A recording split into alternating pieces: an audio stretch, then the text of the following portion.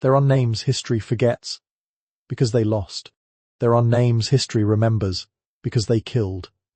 And then there are names it cannot bear to whisper, because they remind us of what we are not brave enough to be. He stood on the hilltop at dusk. The wind carried the scent of iron and ash. Below him, an army waited. Not his enemies. His own. Waiting for his signal to attack. To break through a crumbling city whose gates had already opened in surrender. Women, children, and old men had gathered in the square. They held white cloths, knees bent, heads bowed. But the signal never came. The man on the hill, the general, lowered his sword. And in that single act of mercy, he set in motion his own destruction. This is not the story of a battlefield. It is the story of a battlefield after the fighting should have ended. This is not the story of how a war was won. It is the story of what happens when someone chooses not to win. He was born into war. Not in metaphor. In blood. Eesh. First cries were drowned out by the thunder of hooves and the collapse of burning rafters. His mother carried him wrapped in linen soaked with her own blood. His father did not survive the siege. No one expected the boy to live. But he did. By the time he was 12, he could outmatch any instructor. By 20, he had led his own battalion. By 30, his enemies called him by name in their prayers. The kingdom loved him because he delivered victories, and feared him because he never lost. But inside, he remembered something the others had forgotten, what it meant to be on the ground, helpless, watching fire eat everything. It stayed with him not as trauma, but as a compass. He studied war, not for glory, but for control. He believed that if he understood it well enough, he could cage it. He could put rules around it. He could bring civility to carnage. And when his king summoned him for what would be his final campaign, he accepted. Not because he believed in the cause, but because he believed he could control how it ended. He was wrong. The war was not noble. It was not necessary, but it was desired. A neighbouring province had declared autonomy, not through arms, but through words. They asked for the right to govern themselves. They sent emissaries. They quoted shared scriptures. They invoked old treaties. But none of it mattered. What mattered was the pride of a king whose eyes had begun to dim with age, whose hands trembled on the arms of his throne. What mattered was that history would not remember him as the monarch who lost land. So he sent the general. "Bring me their surrender," he said, "or bring me their ashes." The general nodded, but said nothing. The campaign was swift, too swift. He cut through outposts with precision. Not a single civilian died. Soldiers captured were treated, not executed. Roads were kept clear for refugees. Grain stores were preserved. The king began to suspect. Mercy was expensive. Mercy delayed victory. "Why do you not end?" The king wrote. And the general replied, "Because I want it to end, not begin again under a new name." The capital of the province fell open like a wound. By the time the general reached its gates, the defenders had thrown down their weapons. The leaders had come barefoot to meet him. They offered themselves in chains. They asked for forgiveness. The general met them. He did not kneel, but he did not raise his sword either. He told his officers, "No more killing." He ordered food for the hungry, blankets for the cold. He disarmed soldiers, but allowed them to return to their homes. He promised to record the names of all prisoners to ensure they were accounted for. When the sun rose the next day, not a drop of blood had been spilled. But hundreds of miles away, the king awoke to a different kind of battlefield, whispers. He let them live. He spared traitors. He slept among them like a brother. He would rather make peace than enforce loyalty. And worst of all, he has begun to speak as if he were king. The general returned to the capital weeks later, exhausted but composed. He brought records, raps, confessions, treaties signed by those who had surrendered. He bowed before the throne and declared, "It is done. They are ours, and they are alive." The silence that followed was not admiration. It was calculation. The king asked only one question. Did they suffer? The general looked up and said, no. That was the wrong answer. He was arrested that night. The charge was treason. The sentence, public humiliation, followed by execution. But the king knew better than to make a martyr. So instead of killing him, he erased him. They rewrote the records. They renamed the victory as someone else's. They claimed the enemy had been crushed, not spared. They painted the general as hesitant, even cowardly. His name disappeared from scrolls, banners, songs, but not from the minds of the soldiers who had followed him, and not from the people whose lives he had spared. Years passed. The kingdom marched on winning other wars under bloodier banners, and in a distant village, a man with greying hair lived quietly under another name. He repaired roofs.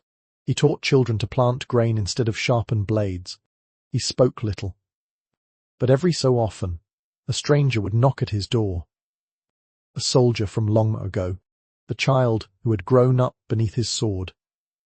A mother whose son had returned from the battlefield because of his command. They came not to thank him, but to remember him. He died in silence. But the stories did not. They moved from town to town like seeds in wind, and when one day, decades later, the kingdom collapsed under its own cruelty, those who rebuilt it named a square after a man whose name had been forbidden. They carved it not in stone, but in steel, because mercy, they said, should not be something that fades with time. He had not wanted to become a symbol. Symbols were for the dead, and he had spent his entire life trying to keep people alive. But symbols do not ask for permission. They are carved by absence, not presence. And sometimes the act of not killing becomes louder than all the violence in the world. In his final years, the general refused visitors. He knew what they came for: stories, testimonies, a glimpse of the legend. But he also knew that stories lie, even when they mean well. They turn people into icons. They polish the wounds. They erase the indecision. What he had done was not clean. It was not confident. It had not been easy. He had hesitated. He had prayed. He had walked the city alone that night, looking into the faces of strangers who didn't know whether to trust him or run. And when he gave the order to stand down, to let them live, he had done it with hands that trembled. Not from fear, but from knowing. Knowing that every man in history who chose mercy when he had the sword paid for it. The king outlived him by only 4 years. He died bloated and delirious, whispering enemies' names into the folds of his robe. He had spent his last years surrounded by flatterers and poisons. When the palace was finally overthrown by those he had once taxed into famine, the rebels found libraries filled with censored records, battle reports rewritten, names scratched out, faces redrawn. Among them, in a vault marked traitors, they found a single scroll. It was a copy of the general's final campaign map. Nothing about it was military. There were no troop lines, no kill zones. Only circles, each one drawn around a village. Next to each circle, one word: spared. The rebels wept. Across the sea, the descendants of the conquered province told a different version of history. They did not say they were defeated. They said they were seen. Children were told stories of a man with silver hair who walked through fire without raising his blade, who touched no woman, harmed no child, stole no gold. A man who turned an army into a question: what if we don't? But not everyone remembered kindly. There were other generals who had waited decades for him to fall. They whispered that he had been weak, that a true warrior finishes the kill. They pointed to his exile and said, "See, mercy is suicide in slow motion." They built statues of themselves with blood-soaked swords. They wrote memoirs about total victory. And they never spoke his name. But history has a strange appetite. It forgets quickly, then hungers for the thing it buried. One winter, 50 years after the general's death, a child was born in the former capital. Her parents named her after the hill where the general had once stood. She grew up with the story of a man who had once chosen peace, not because he was soft, but because he was brave enough to stop. She became a teacher. And every year, on the anniversary of the day the gates were opened without blood, she lit a single candle in the town square. Not in mourning, but in defiance of forgetting. And still, the questions remain. Would the general's mercy have held, if the king had not destroyed him? But his methods have inspired a new way of rule, one where war was not the first tongue of disagreement. Or was his very existence a threat to a world that still believed power could only be proven through conquest? There are no answers, only echoes. And perhaps that is the curse of those who refuse to win. They teach us that another path was possible, then vanish before we dare follow it. Because history does not worship restraint. It celebrates domination. The ruins of empires are lined with statues of those who burned brightest, not those who stepped aside. But if you listen closely, beneath the marble and the myths, you can still hear another voice. The Wyatt. The humor. I could have won, but I chose to end it. His trial had lasted less than an hour. The verdict was already written. The witnesses were never called. And the law, which he had defended for decades with blood and discipline, bent quietly around the will of one man. He was accused of collusion, of undermining the crown, of sedition by softness. The word traitor was whispered like incense in the halls of judgment. But no one dared speak too loudly, because some remembered what he had done, what he had not done. And that silence, the absence of testimony, became the loudest confession in the room. They sentenced him not to death, but to disappearance, because to kill him would risk making a monument. And tyrants fear monuments carved in memory more than those carved in stone. They exiled him to the northern borderlands, a stretch of wilderness too cold for war, too far for news, too quiet for uprising. They gave him no soldiers, no title, no coin. Only a name erased from every ledger. He built his own shelter. He fished. He planted. He taught the sons of farmers how to read by candlelight. They called him Old Hawk, a name whispered by children who didn't know he had once commanded 10,000 men. One winter, a group of travelling monks passed through his region. They sought shelter. He offered warmth. They asked no questions. He gave no name. But on their last night, one monk asked him, "Do you believe mercy wins?" The general stared at the fire, then answered, "No, but it remembers."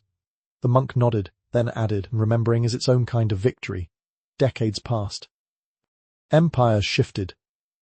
The king who had cast him out was long dead, his son assassinated by his own guard. The throne passed into obscurity, a relic of a time too tired to sustain itself. But in distant provinces, something had changed. Where once warlords reigned, schools began to open. In one city, a city that had once knelt before the general's sword, a monument was erected. It was not large. It bore no name. It was a simple bronze statue of a hand holding a sheathed blade. Beneath it, a plaque reared, "To the one who could have conquered us and chose instead to let us stand." Not all remembered kindly. There were those who still clung to the old songs, the ones that praised decisive blood, clean victory, swift vengeance. To them, he was a shadow, a softness, a crack in the myth of power. They feared what he represented. Because if mercy could lead, if peace could win hearts, what then of the legacy built on screams? What then of all the men who had justified their cruelty as necessary? There was a scholar once, a young woman named Selin, who spent her life piecing together the missing fragments of his life. She travelled through burned libraries, cracked scrolls, interviews with aging soldiers. Everywhere she went, there were holes in the records. But there were also stories. An officer who remembered how had saved children before sieging a town. A midwife who said he refused to burn a village because it had a school. A deserter who claimed the general once forgave a soldier for disobedience, not because he was weak, but because he understood fear. Celine collected these like seeds. When she died, her final manuscript was titled "The Victory That Was Not Allowed." It was banned in 3 provinces. But that's the thing about ideas. They don't burn well. And legends? They grow in shadow. In time, the general's image began to appear again. Not in royal records, but in the margins. graffiti in the ruins of fortresses, ink sketches on the walls of prison cells, a child's drawing tucked into the folds of a bread sack, a man with grey hair and a sword untouched, always watching, always not striking. The resistance, when it finally rose again, did not name itself after a battle. It named itself after a moment, the hill where the sword lowered. They asked nothing of their recruits but this vow: when you have the power to destroy, choose instead to rebuild. When you have the chance to command, choose instead to listen. And when history demands blood, demand a different ending. Not long after the resistance began its quiet swell, a child stood on the hill where it all began. There was no plaque there. No ruins. The trees had grown back. Time had tried to pretend that nothing had happened. But the child, no more than 11, carried a small piece of parchment. On it was a single sentence, copied by hand from an old teacher who once whispered stories after dark. The sword that was never swung is heavier than all those that were. He read it aloud. Thus, softly, then buried it under a stone at the base of the oldest tree. That was how they began to mark the sacred places, not with flags, not with temples, but with words hidden like seeds. Because mercy does not raise its voice. It waits. Somewhere, in a monastery high in the eastern cliffs, a debate was recorded between two monks. One, an old scholar of warfare, the other, a former conscript who had fled the capital long ago. The elder said, "Mercy delays justice." The younger answered, "Or perhaps it is justice, just not the kind we're trained to want." The elder replied, "Had he struck when they knelt, there would be no uprisings today." The younger asked, "And had he struck, would you be here debating this or buried among them?" The scroll ends with the words, "When men forget how to kneel without demanding submission, they confuse surrender with weakness, and kill the ones who show them a third way." There was a time, centuries later, when the general's story was thought to be myth. University professors argued whether he had ever existed. Some said he was a composite, a morality tale dressed in armor. Others insisted he was a fabrication of dissidents. But every now and then, something surfaced. A rusted sword, found in the riverbed near the capital. No blood on it. No markings of war, but perfectly preserved and wrapped in linen with foreign script. A journal from a deserter, mentioning a commander who feared silence more than battle cries. A lullaby sung in a dialect nearly extinct, whose chorus translated to, "He could have broken us. He chose not to." No one could quite explain these artifacts. And yet no one could dismiss them. Because something in them rang too human to be wholly invented. They say the final proof came not from an archive, but from a dream. A woman, one of the Resistance's last surviving members, awoke one night weeping. She was nearly blind, a memory fading. But in her sleep, she said she saw him, not in armor, not on a horse, but standing beside a river bank at sunset, washing blood from his hands. He looked at her and said, "Tell them I did not stop because I was tired. I stopped because no one else would, and someone had to." She died the next morning, but her words were passed down. They became the new code of conduct for those who resisted brutality with breath instead of blade. Not long after, a school was built near the hill. Its motto was etched above the door, "Let them remember the man who fought not to win, but to stop the war from needing to be fought again." Children were taught that history is not just written by victors. Sometimes it is survived by the merciful. There were still critics. They wrote essays. They filled symposiums. The general was irresponsible, they said. He jeopardized morale. He betrayed his duty. He gave hope to the enemy. To which an old scribe reading quietly in the back of one such gathering finally stood and said, "And yet centuries later we are still talking about him. Not about the ones who won." One day a traveller from a far western empire arrived at the edge of the old lands. He was a historian by trade, the kind who believed only in what could be measured, weighed, preserved in ink. He had heard rumours, the man who never struck, the hill of spared lives, the vanished general, but dismissed them as folk-tale. Still, curiosity does not need faith. Only time. And he had both. He visited the old villages, sat with the elders, read crumbling diaries in forgotten tongues. He saw nothing carved, nothing official, no proof. But everywhere he went, one thing stayed the same. When he asked about the man, the villagers would not say his name. They would only press their palms together, bow once, and say, We are still here because of him. The historian returned home and published nothing. Instead, he named his son after the wind that passed through the hilltop trees, because even he, a man of parchment and evidence, had seen something that could not be footnoted, a quiet so deep it must have been carved by restraint. Years later, when the kingdom's ruins had become pilgrimage sites, a letter was discovered buried beneath what remained of the central library. It was unsigned, unsealed, written in unadorned script. It read, "Perhaps my greatest failure was not that I spared them, but that I did not teach others how. I believed my act would ripple, that others would see what I saw, that the face of a kneeling man looks just like ours, that blood spilled becomes memory, but blood spared becomes lineage. I was wrong. I left too, quietly. I should have spoken louder. But perhaps you will." There was no name on the parchment, but no one who read it doubted who had written it. And still, centuries after his death, the world continues to ask, can mercy survive power? Can empathy govern nations? Can restraint be remembered, even when it leaves no monument behind?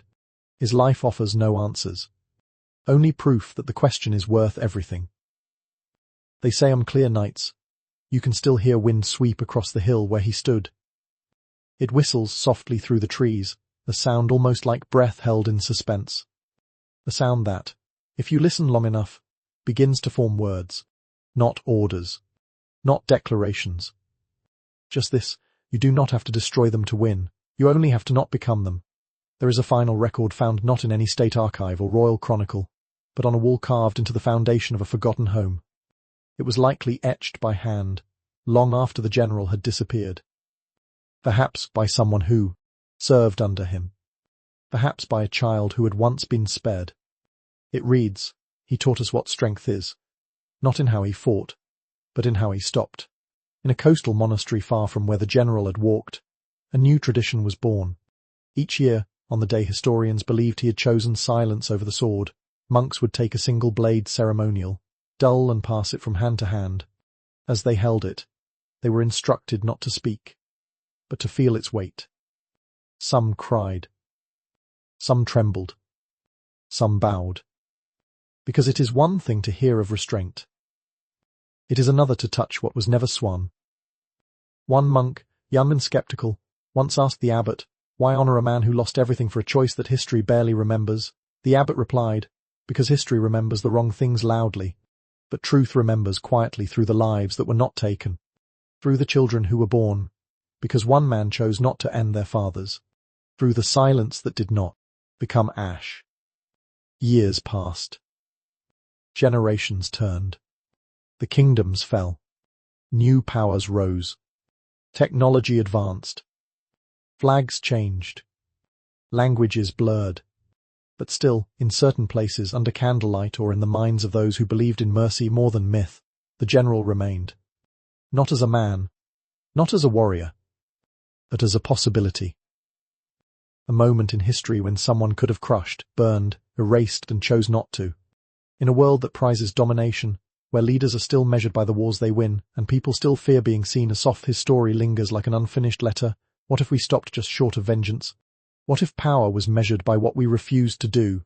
What if leadership meant leaving people whole, not broken? The general never gave speeches. He left no memoir. No statue bears his face. And yet, in schools that teach both strategy and sorrow, his name is whispered.